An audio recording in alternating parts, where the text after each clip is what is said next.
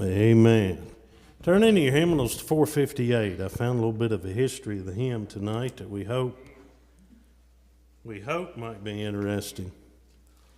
Little brown church in the Vail. You remember that old hymn?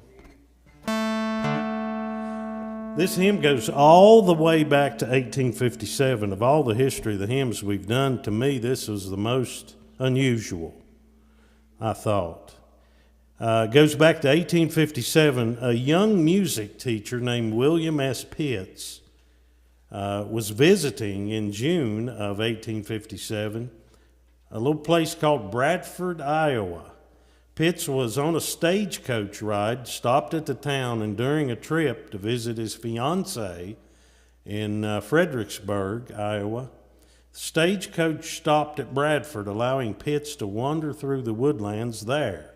He happened upon a particularly beautiful spot in a valley close to the Cedar River, and an image formed in his mind of a church building of that location. In other words, there wasn't a church building there. He just thought this would be a beautiful place to have a church.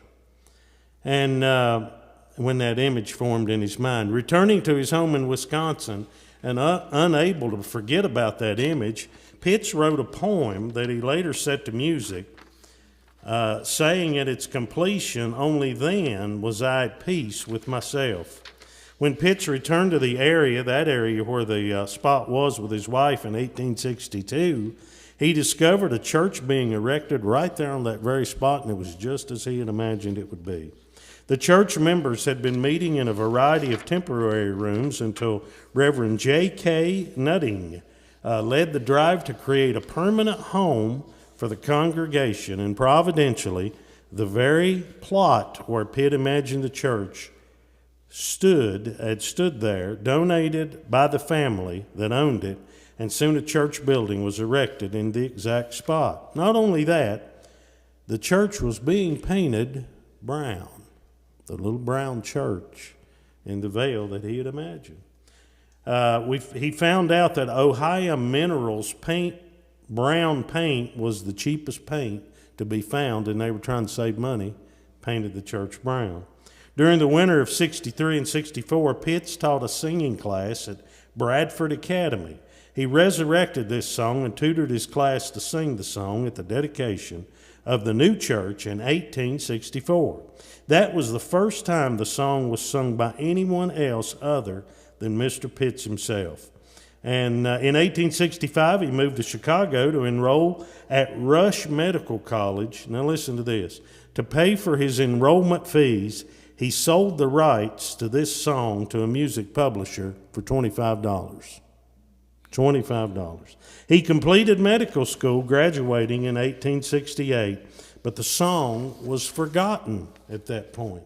After the church closed in 1888 due to an economic downturn in the town, the Society for the Preservation of the Little Brown Church was founded.